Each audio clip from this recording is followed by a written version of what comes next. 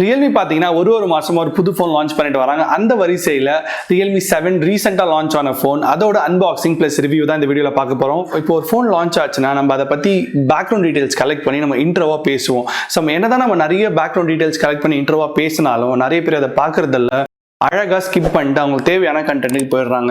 So அதனால இந்த வீடியோவில் இந்த ஃபோனை பற்றி வளவலன்னு பேசாமல் நம்ம டேரக்டாக வீடியோக்குள்ளே போயிடலாம். Hey guys, this is Siva and you're watching SP Tech Reviews. Let's get started.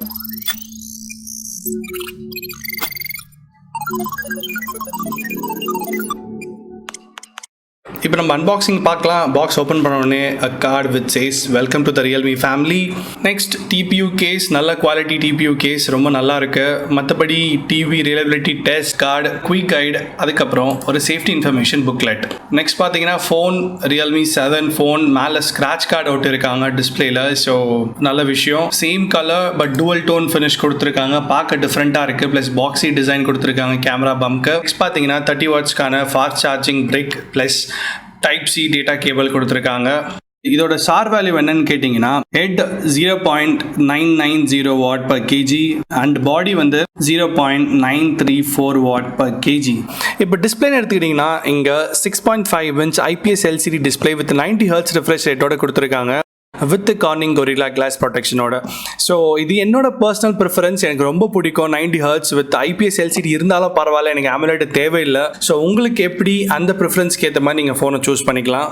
சைடில் பார்த்தீங்கன்னா Fingerprint ஸ்கேனர் ப்ளஸ் பவர் பட்டனாக ஒர்க் ஆகும். நெக்ஸ்ட் இந்த சைடில் SIM card tray plus volume key buttons.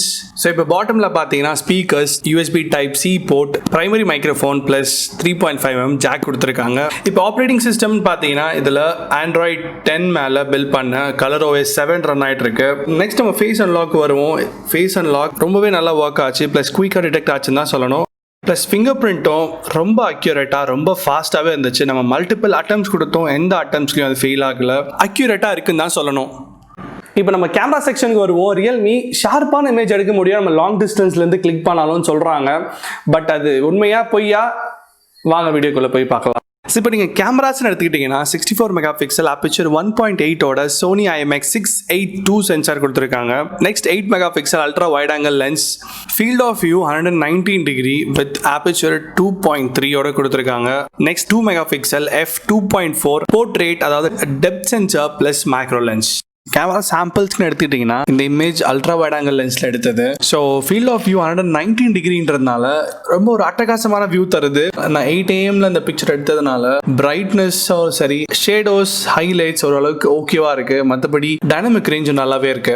Next பார்த்தீங்கன்னா Realme 7 டிஃபால்ட்டாக 15.9 மெகாபிக்சலில் தான் ஃபோட்டோ எடுக்கும், அதாவது 16 மெகாபிக்சலில் தான் ஃபோட்டோ எடுக்கும். இந்த இமேஜஸ்லாம் பார்த்தீங்கன்னா டைனமிக் ரேஞ்ச் ஓரளவுக்கு நல்லா இருக்கு, குறை சொல்லிக்கிற மாதிரி எதுவும் இல்லை. ஹைலைட், ஷேடோஸ் கம்மியாக இருக்கு, கலர்ஸ் ஓரளவுக்கு பஞ்சியா இருக்குன்னு சொல்லலாம். 2x ஜூம், ஸோ போட்டோ பார்க்க நல்லாவே இருக்கு, கலர்ஸ்லாம் நல்லா கேப்சர் பண்ணிருக்கு, டைனமிக் ரேஞ்ச் ஓரளவுக்கு நல்லாவே இருக்கு இந்த பிக்லயும். இப்போ நம்ம 5x ஆப்டிக்கல் ஜூமுக்கு ஷிஃப்ட் பண்ணுவோம். நாய்ஸ் அதிகமா இருக்கு, பட் டீடைல்ஸ் அவ்வளவும் இல்லைன்னு தான் சொல்லணும். இப்போ நம்ம 64 மெகாபிக்சல் எடுத்த பிக் பார்ப்போம். இதுல மொத்தம் 2 மோடு இருக்கு, AI mode, pro mode. AI mode ஒன்றும் இல்லை, ஆட்டோமேட்டிக் மோட். ப்ரோ மோட் பார்த்தீங்கன்னா நீங்க எக்ஸ்பர்ட் மோட் எப்படியோ அதே மாதிரி தான் ப்ரோ மோடும். நிறைய ஆப்ஷன்ஸ் கொடுத்துருக்காங்க. பட் 64 மெகாபிக்சல் எடுத்த பிக்சர் ஓரளவுக்கு நல்லா இருக்கு, ரொம்ப நல்லா இருக்குன்னு சொல்ல முடியல.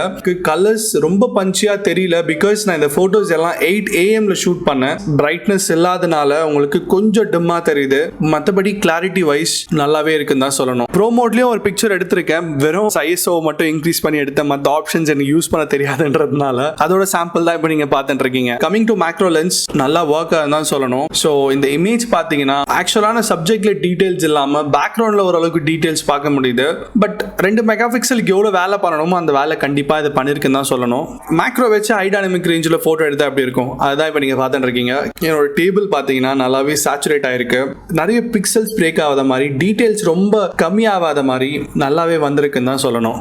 இப்போ நம்ம வீடியோஸுக்கு வரலாம். மேலே இருக்கிற வீடியோ 1080p 60 fps, கீழே இருக்குது 4K 30 fps. நீங்கள் சைட் பை சைடு பார்க்கையில் ரெண்டுத்துலையுமே ரொம்ப ஷேக்ஸ் இருக்கு, டீடைல்ஸ் இல்லை, ப்ளஸ் டைனமிக் ரேஞ்சும் ரொம்ப கம்மியாக இருக்கு.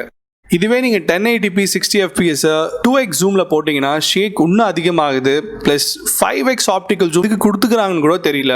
டீட்டெயில்ஸ் சுத்தமாக இல்லை, நாய்ஸ் அதிகமாக இருக்குது. சாட்டிஸ்ஃபேக்டரியான ஒரு வீடியோ மோட் எதுன்னு கேட்டிங்கன்னா அல்ட்ரா ஸ்டடி மோட். உண்மையாக நல்லா இருந்துச்சு. பட் ஃபர்ஸ்ட் சொன்ன மாதிரி டீட்டெயிலிங் ரொம்ப கம்மியாக இருக்குது, நாய்ஸ் அதிகமாக இருக்குது. Realme over there software upgrade கொடுத்து இதை ஃபிக்ஸ் பண்ணால் உண்மையாக ரொம்ப நல்லாயிருக்கும். இப்போ ஃப்ரண்ட் கேமராக்கு வருவோம். ஃப்ரண்ட்டில் Sony IMX 471 16 mega pixel wide angle lens கொடுத்துருக்காங்க வித் அபர்ச்சர் 2.1. ஃப்ரண்ட் கேமரா ரொம்ப நல்ல பிக்சர்ஸ் எடுக்குது, வீடியோஸும் நல்லா வந்திருக்கு ஷேக் இல்லாமல். ஸோ ஃப்ரண்ட் கேமராவில் எடுத்த செல்ஃபி இங்கே பார்த்தீங்கன்னா போர்ட்ரேட் ஷாட் ரொம்ப டீட்டெயிலாக இருக்குது, கரெக்டாக ஒர்க் ஆயிருக்கு. ஈவன் பின்னாடி சாய்பாபா ஃபோட்டோ இருக்குது, அதை கூட கரெக்டாக கேப்சர் பண்ணி ஸ்லைட்ஸ் எல்லாம் பிளர் பண்ணியிருக்கு. போர்ட்ரேட் சென்சார் ஃப்ரண்ட் கேமராவில் அட்டகாசமாக வேலை செய்யுது. ஒரு சின்ன சாம்பிள் வீடியோ உங்களுக்காக வீடியோ எடுத்துருக்கோம். அதோட குவாலிட்டி என்னன்னு கேட்டிங்கன்னா 1080p 30fps. ஸோ குவாலிட்டி எப்படி இருக்குன்னு செக் பண்ணிக்கோங்க. மைக் வாய்ஸ் நல்லா கேட்குதானு செக் பண்ணிக்கோங்க. ஸோ ஸ்டெபிலைசேஷன் நல்லா இருக்குன்னு தான் எனக்கு தோணுது ஃப்ரண்ட் கேமராவில்.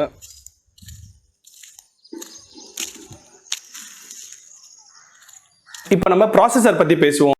இந்த ஃபோனில் இருக்கிறது Helio G95 மீடியாடெக்கோட சிப்செட். இது மீடியாடெக் G90Tயோட ட்வீக்ட் வெர்ஷன் தான் சொல்கிறாங்க. பர்ஃபார்மன்ஸ் நாங்கள் கம்பேர் பண்ணி பார்க்கையில் நல்லாவே ஆப்டிமைஸ் பண்ணி ட்வீக் பண்ணிக்கிறாங்கன்னு தான் நாங்கள் சொல்லணும். இப்போ நீங்கள் கேமிங் பார்த்தீங்கன்னா நான் முன்னாடி சொன்ன மாதிரி இதில் மீடியாடெக் Helio G95 சிப்செட் இருக்குது. அது ஒரு Octa-core chipset. Maths clock speed பார்த்தீங்கன்னா 2.05 GHz.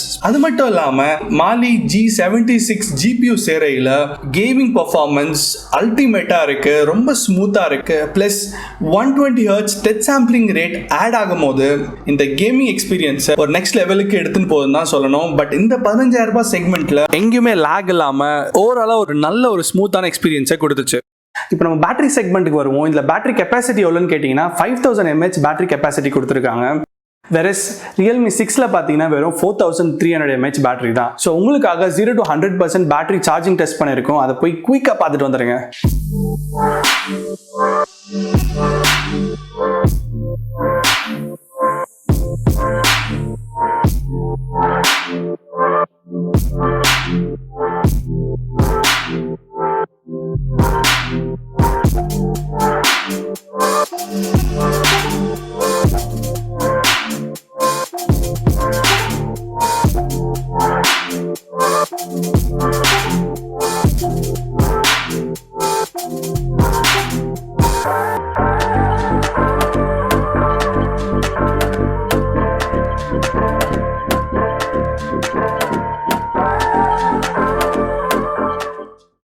இப்போ நீங்கள் பேட்டரி சார்ஜிங் டெஸ்ட் பார்த்துருப்பீங்க. பட் எவ்வளோ மணி நேரம் இந்த ஃபோன் தாங்குதுன்னு கேட்டிங்கன்னா நான் 24 hours டேட்டா கனெக்ஷன் யூஸ் பண்ணியிருந்தேன். ப்ளஸ் 90 Hz ரிஃப்ரெஷ் ரேட்டில் தான் ஒர்க் பண்ணியிருந்தேன்.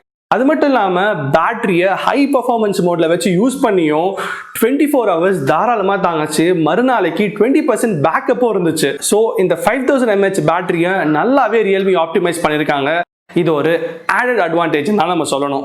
ஃபைனலாக என்ன தானே சொல்ல வரீங்கன்னு கேட்டிங்கன்னா இதில் இருக்க 5000 mAh battery with 30 watts fast charging, 90 Hz refresh rate, Helio G95 MediaTek chipset plus 64 mega pixel quad camera ஓரளவுக்கு ஓகே தான். பட் 15,000 ரூபாய் செக்மெண்ட்டில் நம்ம எல்லாமே நல்ல ஸ்பெக்ஸாக இருக்கணும்னு எதிர்பார்க்குறது தப்பு தானே. முக்கியமான விஷயம் இதில் இருக்க ஆப்ரேட்டிங் சிஸ்டமை நல்லாவே ஆப்டிமைஸ் பண்ணி வச்சிருக்காங்க. ஸோ 15,000 ரூபாய்க்கு இந்த ஃபோன் வர்த்தான்னு கேட்டிங்கன்னா நான் கண்டிப்பாக வர்த்தம் தான் சொல்லுவேன். ஸோ இவ்வளோ தான் Realme 7ஓட எங்கள் கருத்து.